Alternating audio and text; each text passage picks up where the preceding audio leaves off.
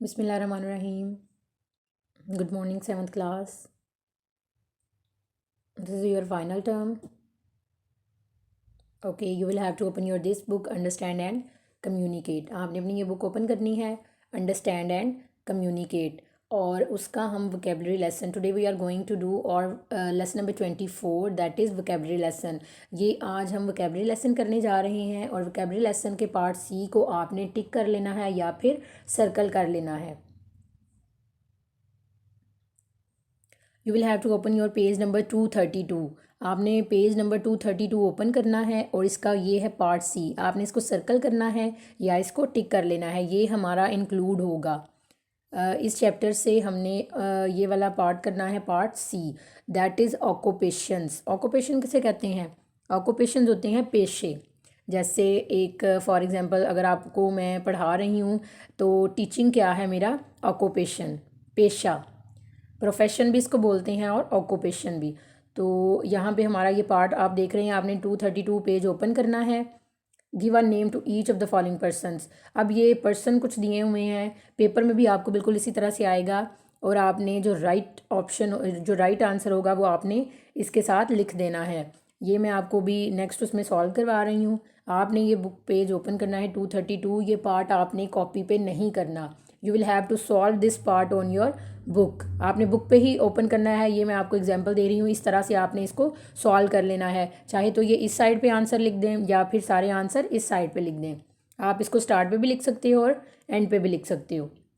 आपने ये 232 पेज पे ही सॉल्व करना है, कॉपी पे सॉल्व नहीं करना.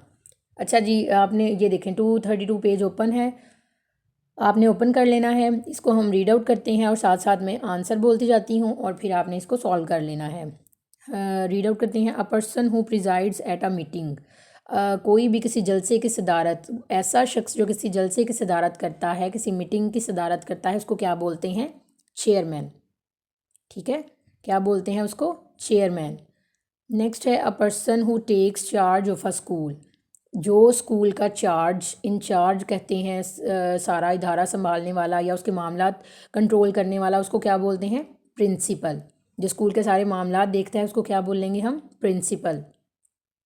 ये प्रिंसिपल जो दूसरे होते हैं ना, एल ई वाले स्पेलिंग, उसका मतलब होता है असूल. तो आपने स्पेलिंग में गलती नहीं करनी. अगर आप प्रिंसिपल का स्पेलिंग वो लिख देते हो तो ये आपका टोटल ही क्रॉस हो जाएगा, सही नहीं होगा. तो आपने प्रिंसिपल लास्ट पे PAL के ही स्पेलिंग आने चाहिए, PLE नहीं आपने लिखना. नेक्स्ट है हमारा अ person who is skilled in the science of plants. पौधों की साइंस के बारे में जो इंसान माहिर होता है उसको क्या बोलेंगे? बोटनिस्ट. बोटनिस्ट उसको बोलेंगे. और नेक्स्ट है हमारा person who conduct sales by bidding.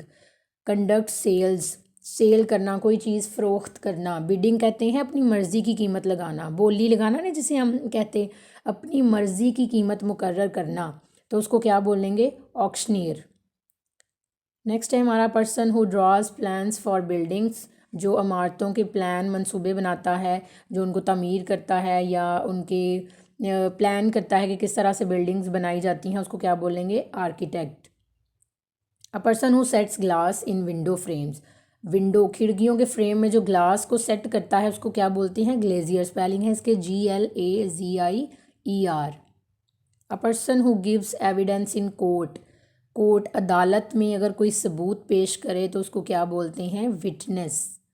Witness की spelling WITNESS. A person who makes and mends locks. जो लॉक्स को बनाता है और उनकी मरम्मत करता है उसको क्या बोलते हैं? यानी उनको सही भी करता है और बनाता भी है, उसको बोलेंगे लॉक स्मिथ. लॉक यहीं से हम स्पेलिंग ले लेंगे और साथ में हम लगा देंगे स्मिथ, तो क्या बनेगा? Lock Smith. नेक्स्ट है हमारा अ पर्सन हु मेक्स और सेल सैडल्स. उसको क्या बोलेंगे? सैडलर. सैडल्स कहते हैं ये जो घोड़े के ऊपर जैन उसको बोलते हैं उर्दू में. जो घोड़े के ऊपर लगाई जाती हैं ना उसको बोलते हैं सैडलर. उसको क्या बोलेंगे? सैडलर. अच्छा जी, हो गया क्लियर? Saddles, Sadler. जैन अगर आप इसको इजी वर्ड में लोगे ना तो जैसे काठी, उसके ऊपर वाली सीट नहीं हम जिसे कहते हैं उसको बोलते हैं. A person who studies the star. जो सितारों का इल्म जानता हो उसको क्या बोलते हैं? एस्ट्रोनोमर. नेक्स्ट है हमारा पर्सन हु मेक्स और सेल्स ऑप्टिकल इंस्ट्रूमेंट। अच्छा, एक शख्स होता है जो टेस्ट करता है पीपल्स की आई को, उसको, और ये जो चीज़ें बेचते हैं, इन दोनों में थोड़ा सा फ़र्क होता है। तो आपने स्टेटमेंट को ज़रा ध्यान से पढ़ना है। पर्सन हु मेक्स और सेल्स ऑप्टिकल इंस्ट्रूमेंट, जो ऑप्टिकल इंस्ट्रूमेंट को सेल करता है उसको ऑप्टिशियन बोलते हैं। A person who test people's eye, जो लोगों की आंखों का टेस्ट करता है, जैसे हम अपनी आई साइट चेक नहीं करवाने जाते, तो उसको बोलते हैं ऑप्टोमेट्रिस्ट। ये आपने स्टेटमेंट को ज़रा ध्यान से पढ़ना है, दोनों थोड़े मिलते जुलते हैं, लेकिन आपने इसको राइट वन ही इसको चूज़ करना है। और सेल्स, जो सेल करता है और बनाता है ऑप्टिकल इंस्ट्रूमेंट, उसको ऑप्टिशियन बोलते हैं। और जो टेस्ट करता है पीपल्स के आई को, उसको ऑप्टोमेट्रिस्ट बोलते हैं। यहाँ से भी आप इसको देख सकते हो, ऑप्टिकल, ऑप्टिकल से ऑप्टिशियन, ठीक है। यहाँ से भी आप इसको सही लिख सकते हो, ऑप्टिकल से ऑप्टिशियन। नेक्स्ट है हमारा person who repairs boots and shoes, जो बूट्स और शूज़ को रिपेयर करता है उसको क्या बोलते हैं? कोबलर, कोबलर मोची को कहते हैं। नेक्स्ट है हमारा पर्सन हु डिज़ाइंस और construct public works engineer, public works जो बनाता है और तामीर करता है, डिज़ाइन करता है, उसको क्या बोलते हैं? इंजीनियर। जो बिल्डिंग वगैरह नहीं बनाते उनको बोलते हैं। नेक्स्ट है हमारा person who sells fresh vegetables and fruit, जो वेजिटेबल और फ्रूट को सेल करते हैं, बेचते हैं, उसको क्या बोलते हैं? Green grocer. Okay, we have done our this part. आपने इस पार्ट को लर्न भी करना है और बुक पे ही सॉल्व करना है, कॉपी पे सॉल्व नहीं करना। Okay, now you will have to take out your English B notebook. You will have to make the stories page, जिस तरह से हमने ऐसे पेज रेडी किया, लेटर पेज, एप्लीकेशन पेज, तो इसी तरह से हम स्टोरीज़ का पेज रेडी करेंगे। स्टोरीज़ के स्पेलिंग आपने गलत नहीं लिखने, STORIES ही लिखने हैं। आप लिख देते हो STORYS, तो ये स्पेलिंग गलत होते हैं। स्टोरीज़, अगर किसी वर्ड के लास्ट पे वाई आए तो उसको कट करके हम IES का एडिशन करते हैं उसका प्लूरल बनाने के लिए। So here we have 2 stories, so that's why we are using this word stories, not story. Story for single and stories for 2 और मोर वर्ड्स। फर्स्ट है हमारी स्टोरी हेयर एंड टॉर्टाइज, और नेक्स्ट है हमारी shepherd boy and the wolf. First story आपकी है hair and tortoise, खरगोश और कछुआ। ये आपने उर्दू में भी पढ़ी होगी और इससे पहले भी सुनी होगी, तो आज हम इसको इंग्लिश में करेंगे। नेक्स्ट सेकंड स्टोरी है हमारी shepherd boy and the wolf. एक गडरिया और एक वुल्फ कहते हैं भेड़िए को। आपने ये पेज रेडी कर लेना है। Okay, this is your story 1, hare and tortoise. Your writing should be neat and clean. You will have to write down this story with neat writing. Okay, first of all you will have to draw margin line, put the date and day and start your class work. इसको read out करते हैं। Story में क्या है? Once a hare met a tortoise. met का मतलब होता है मिलना। एक बार एक खरगोश एक कछुए से मिला। He began to laugh at him for his slow pace. उसने क्या किया? उसकी स्लो पेस कहते हैं सुस्त रफ्तार, यानी आहिस्ता चलना। तो उसने क्या किया? हंसना शुरू कर दिया उसकी सुस्त रफ्तार को देखकर। The tortoise took it very ill and challenged him to run a race. ill के स्पेलिंग ILL है, यहाँ पे ट्रिपल L लिखा हुआ है, तो आपने डबल L कर लेना है। The tortoise took it very ill, उसको, कछुए को ये बहुत बुरा लगा। And challenged him to run a race, और उसने उसको क्या किया? चैलेंज कर दिया कि वो उसके साथ दौड़ लगाए या भागे।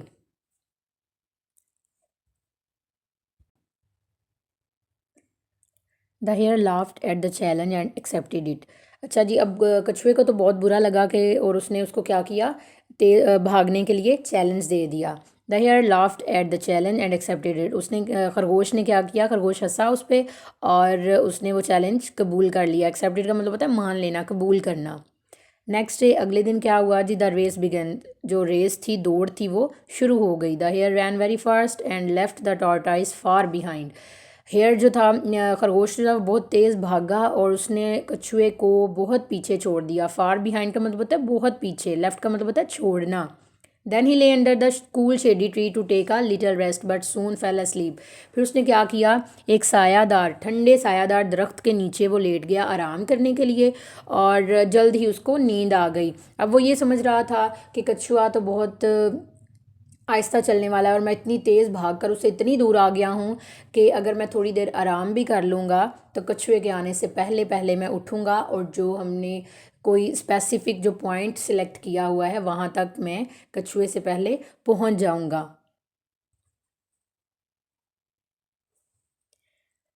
अच्छा जी, नेक्स्ट है हमारा the tortoise walked on slowly but steadily and passed the sleeping hare. अब कछुए ने क्या किया, वो आहिस्ता तो चलता था लेकिन वो लगातार चलता रहा, मुसलसल चलता रहा। स्टेडली का मतलब होता है मुसलसल। And past the sleeping hare, sleeping hare सोता हुआ खरगोश, और उसने सोते हुए खरगोश के पास से वो गुजर गया। पास्ट का मतलब होता है गुजरना। The hare got up very late, अब खरगोश जो था वो तो मज़े की नींद सो गया और उसको ये था कि कछुए को यहाँ तक पहुँचने में बहुत देर लगेगी, तो उसको उठने में बहुत देर होगी, वो बहुत लेट उठा। He ran as fast as he could but failed to overtake that tortoise which had reached the winning post before him. उसने इतना वो भागा, ही रैन एज फास्ट, वो इतना भागा जितना वो भाग सकता था, लेकिन वो कामयाब नहीं हुआ। Overtake that tortoise which had reach the winning post, उसको वो ओवरटेक ना कर सका। ओवरटेक का मतलब होता है आगे निकल जाना। टॉर्टाइज के स्पेलिंग आपने सही कर लेनी है, TORTOISE।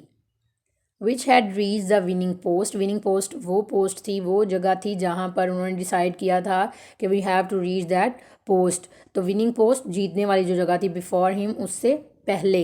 The hare was much ashamed and never again made fun of his friend, खरगोश जो था वो इस पर बहुत शर्मिंदा हुआ। अशेम्ड का मतलब होता है शर्मिंदा होना। And never again made fun, और उसने उसका दोबारा कभी मजाक नहीं बनाया ऑफ हिज फ्रेंड, अपने दोस्त का।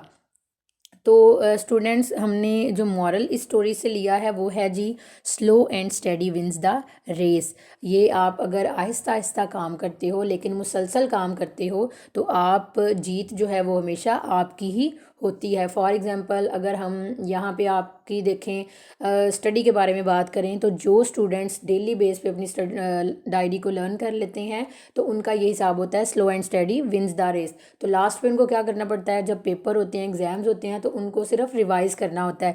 लर्निंग तो उनकी पहले ही हुई होती है, लेकिन अगर आपको पेपर से पहले लर्निंग भी करनी पड़ जाए और रिवीजन, तो फिर किसी सूरत नहीं होगी। तो इसलिए कहते हैं slow and steady wins the race, कि आहिस्ता आहिस्ता चाहे काम करो लेकिन मुसलसल करते रहो।